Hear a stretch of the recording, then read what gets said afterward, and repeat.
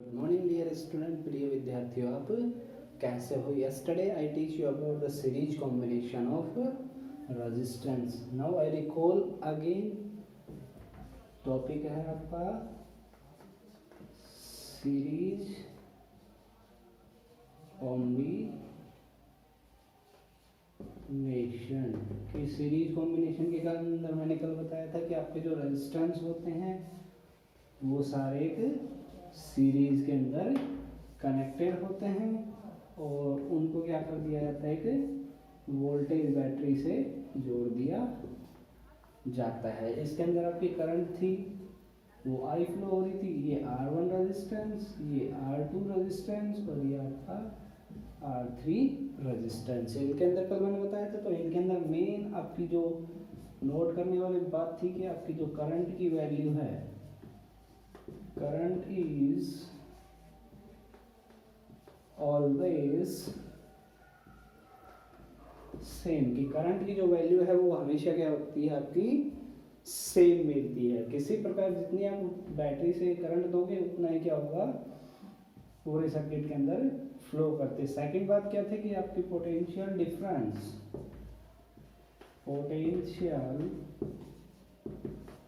Difference is different. प्रत्येक जो आपका रेजिस्टेंस है उनके अक्रॉस आपका क्या होगा, वोल्टेज है उसकी वैल्यू आपकी सब किसी के अक्रॉस अलग अलग मिलेगी. ये भी चीज़ें कल मैंने आपको रिकॉल कर दी थी.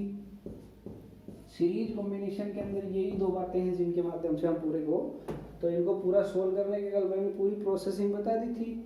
तो उसके अंदर R इक्वलेंट कितना निकल के आया था हमारे पास, R बराबर R1 प्लस में R2 प्लस में R3. ये हमारे पास इक्वलेंट रेजिस्टेंस की वैल्यू फिल होके आई थी. तो हम पढ़ते हैं आज नेक्स्ट टॉपिक है आपका, यदि if and resistance is connected into if and resistance connected into series, then equivalent resistance will be. कि आपका जो सर्किट है उसके अंदर क्या हो कि इक्विवेलेंट रेजिस्टेंस n लगे हो आपके. कैसे?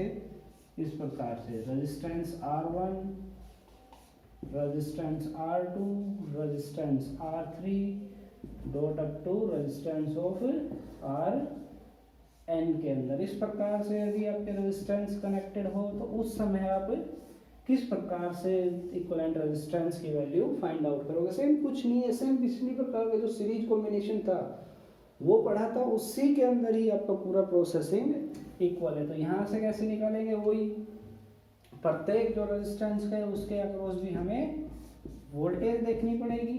वोल्टेज देखेंगे तो सेम वही हो जाएगा V3 V2 up to V and processing. पूरा प्रोसेसिंग वही निकालेंगे सेम. लेकिन लास्ट में हमारे पास क्या होगा कि जो R3 है उसके बाद हमारे पास Rn कैलकुलेट हो जाएगा. तो R इक्वलेंट बराबर R1 प्लस में R2 प्लस में R3 plus dot dot dot of Rn. हमारे पास ये जो आपका फॉर्मूला है ये हमारे पास आपका प्राप्त हो जाता है. जो हमें क्या करना होगा, हमेशा ध्यान रखना होगा. ये सभी चीज़ें के बारे में पूरा प्रोसेसिंग आपको ध्यान होना चाहिए कि ये जो आपका फॉर्मूला है ये किस प्रकार से ड्राइव आउट हुआ.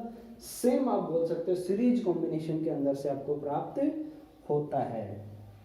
अब पढ़ते हैं आपके सीरीज कॉम्बिनेशन पर कुछ मेन आपके एग्जाम्पल.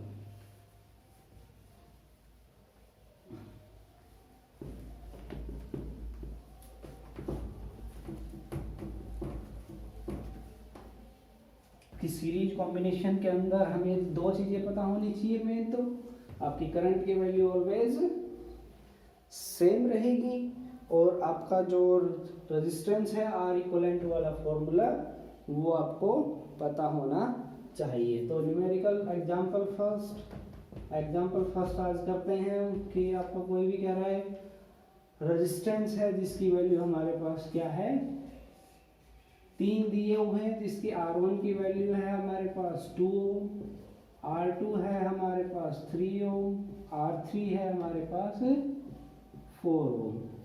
कहाँ कनेक्टेड है हमारे पास? सीरीज के अंदर कनेक्टेड है। क्वेश्चन कहेगा if the three resistance R1 R2 are connected into series combination then find out first point equivalent resistance or equivalent resistance। It means हमें क्या कैलकुलेट करना होगा? R इक्वलेंट कैलकुलेट करना होगा। सेकंड पॉइंट क्या कहेगा आपका कि आपका जो करंट है,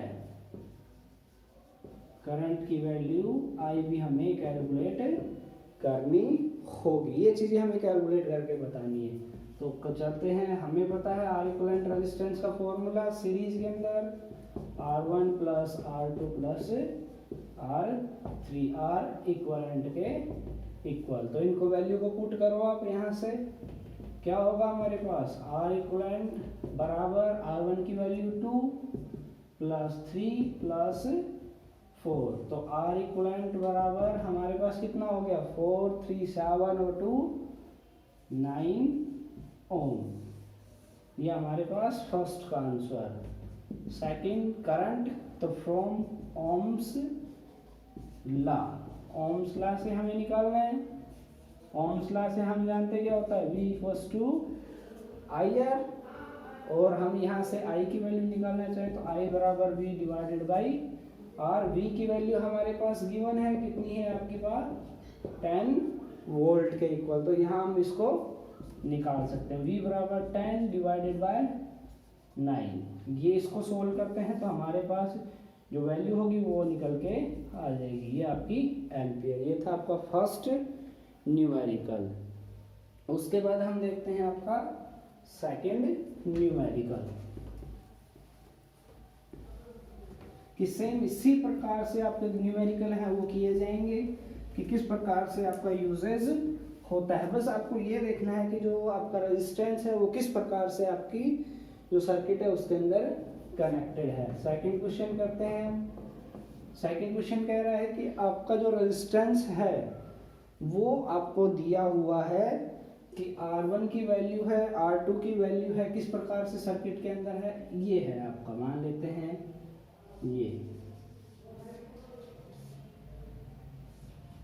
ये आपके पास एक सर्किट गिवन है। ये B पॉइंट, ये आपका A पॉइंट। तो पॉइंट रेजिस्टेंस R1 की वैल्यू कितनी है हमारे पास? फर्स्ट 1 ओम, सेकंड R2 बराबर 2 ओम, R3 बराबर 3 ओम और R4 बराबर 4 ओम। इससे हमें कैलकुलेट करना है आपकी रेजिस्टेंस की वैल्यू। फर्स्ट पॉइंट वही कहेगा आपका इक्विवेलेंट कैलकुलेट करो। सेकंड पॉइंट वही कहेगा आपकी करंट की वैल्यू कैलकुलेट करो। ठीक है, तो फर्स्ट पॉइंट सोल्व करते हैं कि ये आपको देखना होगा सबसे पहले कि जो आपका नोड A से B तक बीच में क्या है? आपके दो रेजिस्टेंस है R1 और R2। तो बोल सकते हैं R1 and R2 is connected into series, and also R3 and R4 is connected into series also। ठीक है, ये आपके जो रेजिस्टेंस है ये दोनों और ये दोनों आपके क्या है? सीरीज कॉम्बिनेशन के अंदर कनेक्टेड। तो यहां से हमें फाइंड आउट करना